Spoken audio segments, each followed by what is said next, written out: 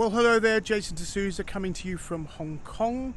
I've been here in China, traveling around some of the manufacturing facilities in Xi'an and Meishan, and wow, I've got to say, when you go and visit these things in person, you realize why they call China the world's factory, because they are really primed to meet the global demand for products, and the Chinese are getting better and better and better at meeting that global demand and making sure their product is completely set up for the regulations and the requirements of all different countries. So it was a remarkable experience. I'm here in Hong Kong today, and I wanted to talk a little bit about the Northern Metropolis project that the government here is working on. They announced it a while ago, but it's really coming into action now.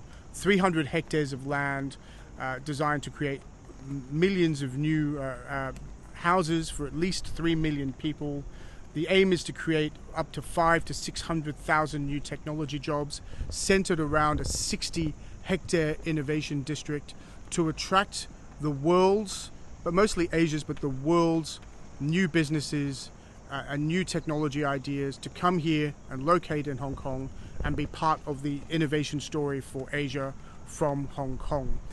It will center its 60-hectare innovation district around its 5 universities, all of which are participants in this, and the government is putting substantial public funding into the new infrastructure investment required to enable this area, including brand new railway stations, a new highway, and of course the sort of infrastructure enablement that you need in a big city like this to get something like this going. So the other thing it's doing really is leveraging Hong Kong's excellent taxation system, which runs at a 16% personal income tax rate that is progressive, very, very low, under 10% company tax rate, and of course, importantly, zero capital gains tax, all of which are important if you're trying to encourage companies to come here and start a business here.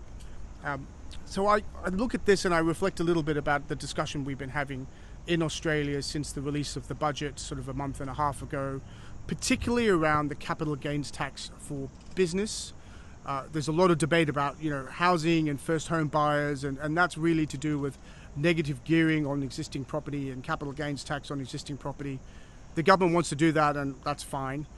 But really, they've wrapped also in the capital gains tax for business. And there has been some movement on this while I have been here in Asia, where the government has lifted the threshold for businesses to 10 million to be able to qualify for the old scheme.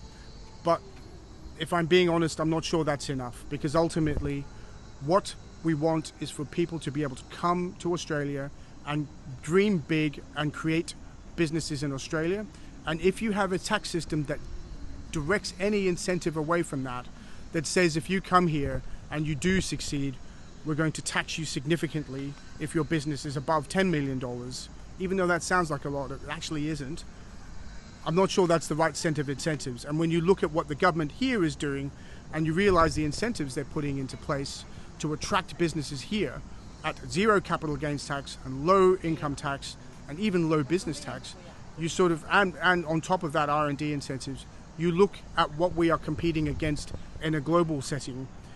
And being a wonderful country and a wonderful place to live sometimes isn't enough. You need more than that. So I applaud the government for going in the right direction on the capital gains tax and lifting the threshold. I think that's certainly a start, but I think there's more to do. I think the debate in our country is very much still focused around redistribution of wealth rather than how we create the next generation of wealth, how we create the next stock of capital in our country. And we face, as a country, significant competition. We don't really talk about competition enough, but that's really what we're doing. Capital is mobile, and it will go to where it is most welcome. And that statement, I think, is one that's being reflected a lot at the moment in Australia, and I think it's an important one to take heed of. So there's some thoughts I wanted to share while I was here. As always, thank you for listening, and I will see you on the next one.